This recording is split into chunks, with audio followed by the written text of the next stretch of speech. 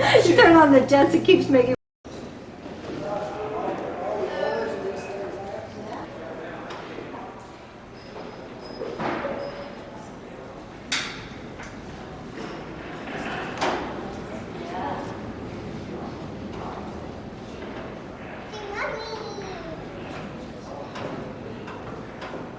Keating.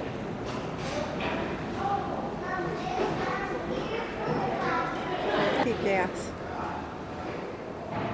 Only 92 of them built. Idea.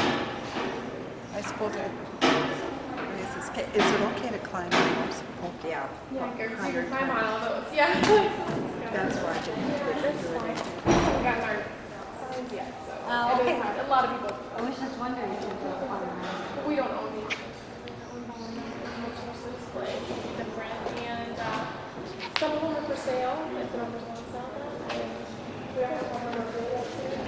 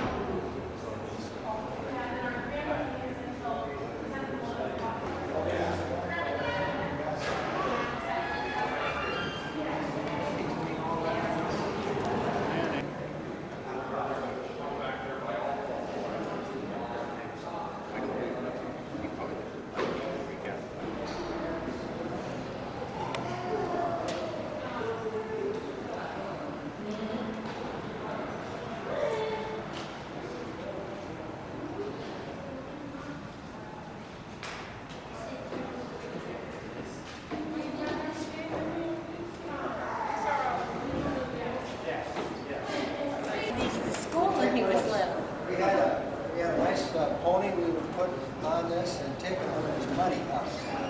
Yeah. Oh, how did you get up there, Kelly? Look at that. That's a step. Look how high it is. It's nice. This these are films that they mounted on computers. And the horse would be inside of that. You had a harness, and hook on to the right end.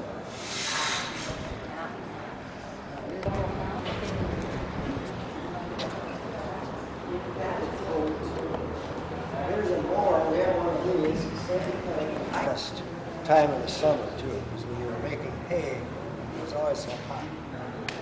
Miserable conditions.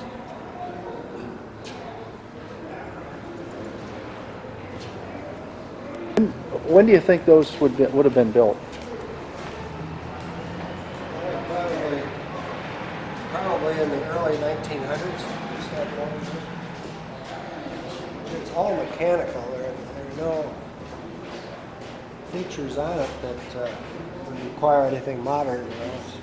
Everything is cast, pretty much, cast iron. A little bit of steel, not much. Where'd you run it?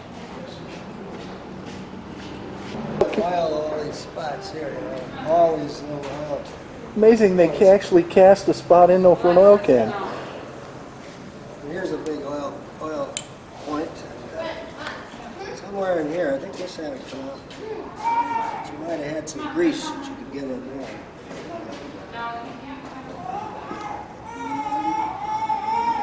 This thing's in pretty good shape. It looks like they might have just sandblasted it when they got it. Got the outer rust off it. Could be. But they haven't repainted it or anything. It's just...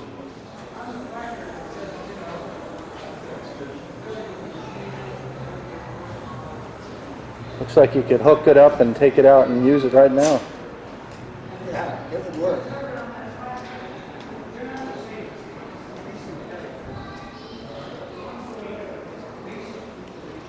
Horses.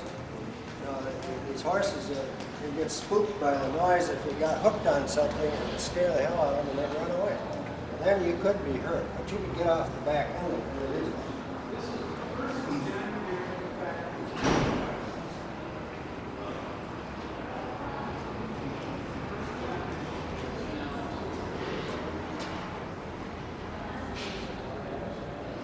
this is rotating with the wheel all the time.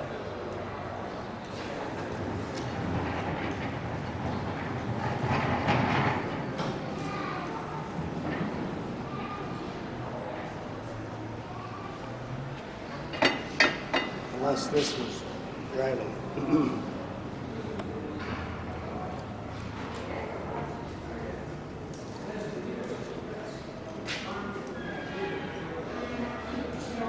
All pretty crude, not made to close tolerances, but it was, the gears were big enough so they didn't have to be on very close centers.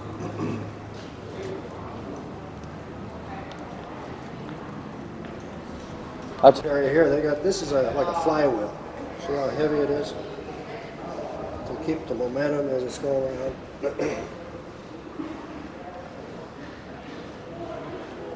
doesn't look much different than a tie rod on a truck now, down there.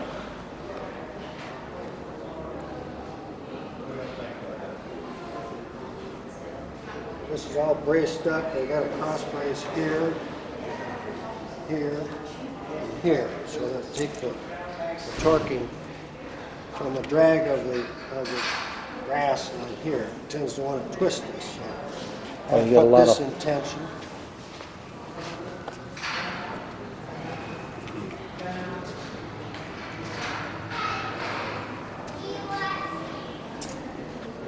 Well, it looks like they did have a spring on the back there. They gave that sickle a little give, maybe? If they get catching on a rock or it something out on the could end?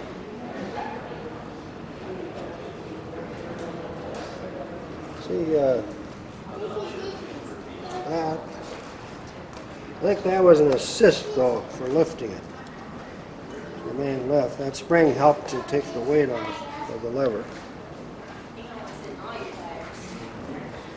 That spring is just to help lift the weight of this. For your lever action. And this one, we have two of those. We're pumping gas, pumping water, and elevating grain. And you had a belt. That's the pulley here, that's the output pulley. It's one cylinder.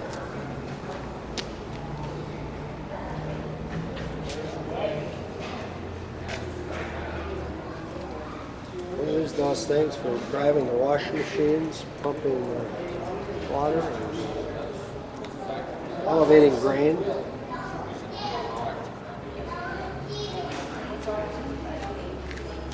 What'd they run on that? Kerosene? Gasoline. Gasoline?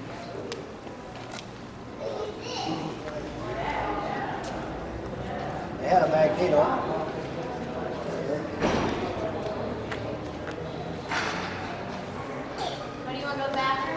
This is the radiator. Fill this with water. And all this did was keep the cylinder head cool just by radiation. There's no fan or anything.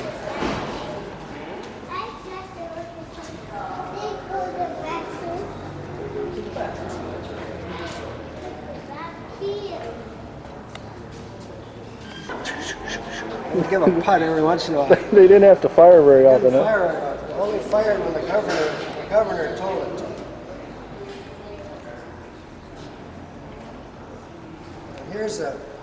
Here's the firing right here. See the mechanism? Right here. This is where the spark was delivered. It was only when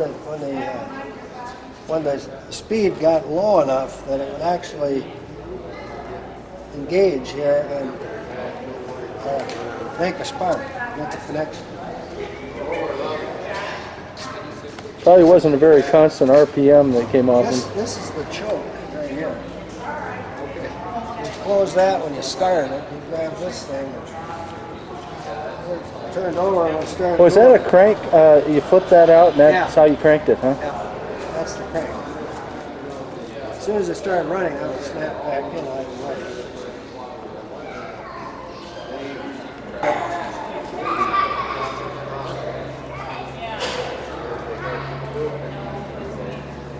This is the exhaust. Right here is where the exhaust is. Right here. That whole engine is really right in here. Just one cylinder. And they were the most reliable things. They were just run. We never had anything. You go to the old Threshers reunion in Iowa here, it's Mount Pleasant. They got a couple of acres of what these things running. All different kinds. It wasn't just John Deere. But that's the same model age John Deere we had until 1952. Wow. 53. I was gone to the Navy before my dad sold it and got a Ellis Challenger. And we had these mowers, and we had those buggies, we had these engines. That's something.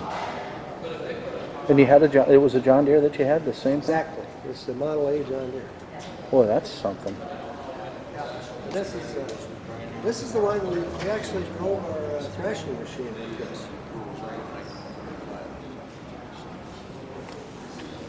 This thing actually ran on kerosene. And what you did to start it, you used gasoline. This is the gas tank. This little tiny tank right here. And this is the kerosene tank. You fill that up with 5 gallons and it run all day. 5 gallons. They call it distillate, but it was a kerosene. A little bit of gas, you get it running, then you just switch over to the other fuel. There's the magneto. Didn't need a battery. These are the petcocks you had to open to start it. You open those on both sides to reduce the compression in the cylinder. So you could turn it over? Then you went over here to start it. Over on this side to start it.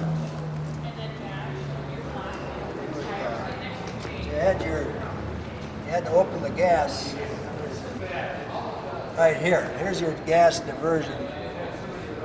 You either got it from the big tank or the little tank by turning this. Well, you turn it in the direction where you want it to come from. Open the petcocks, pull the throttle ahead, and turn it over here. You just grab that wheel by the outside? You got it going, you had to close your petcocks, put the throttle back, and after it ran about 30 seconds to a minute, you would switch over to kerosene. Wow. But look at the bare basics here. Here are the brake drums hanging out here. And you could lock the wheels by dropping these loose here. These are these little rack teeth here. So you could lock your wheels, or it's like if you parked this thing to run a threshing machine and you wanted to keep tension on the belt, you lock your brakes at both sides. Or if you wanted to, when you're driving like cultivating, so you're making a sharp turn, you could cramp the wheels 90 degrees, hit this brake, and this thing would just pivot around. Just in a circle.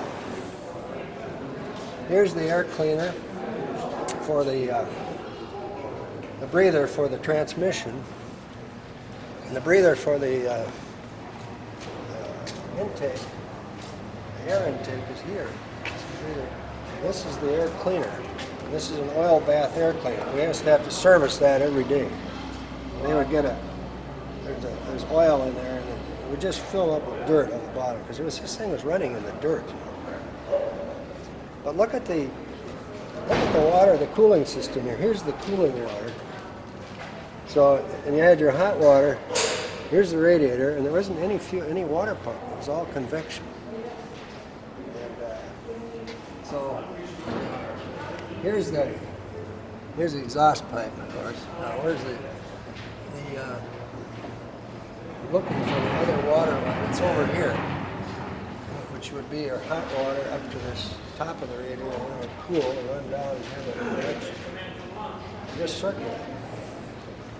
Just bare simplicity.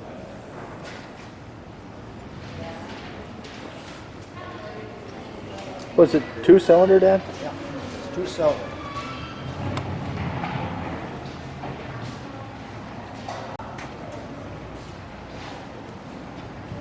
It's neat to see one in this condition. But you know, this thing, they haven't done anything it to would it. run 8 miles an hour in high gear down the road, which was unusual in those days for a tractor. They weren't fast enough. Normally, most tractors were pretty slow. You know, it'd take you forever to get out to the field with them. This thing would take off. Now here's their big muff. why I think half the farmers are deaf because they're muffled. It'll just be constant popping in your ears all day long. Right, that's why my dad was kind of deaf. Here's the big toolbox they had built into them. They carried all your wrenches.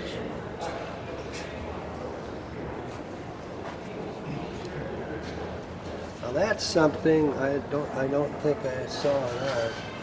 Must be a temperature readout. Must be for the gauge. It's some kind of a temperature readout. We didn't have that on ours. This is a little bit more advanced. I don't think we do. That's got to be a temperature readout on the air intake temperature.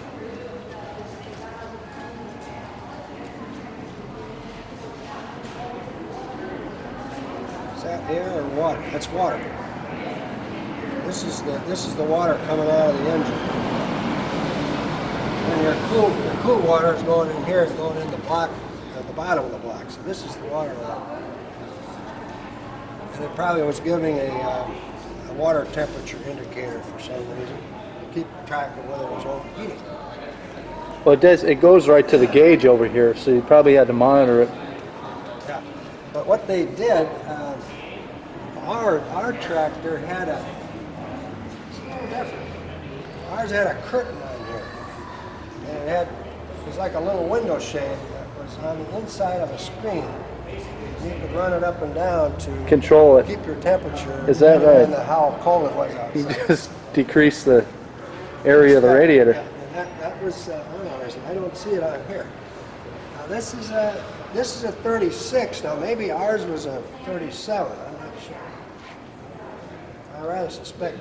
But all this other stuff is the same. This is the same.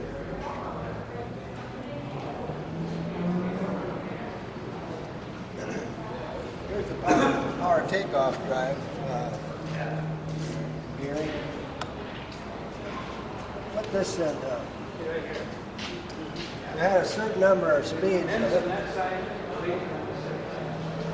There was 2 or 3 speeds of this one. And then you put it in neutral, stop it, and you can shift to high and low here. You had 2 more speeds there. So this was 4 speeds. You got 2 more speeds here. You can move the gear. You can see the L here for the bow. You should really crank it down so you can pull anything.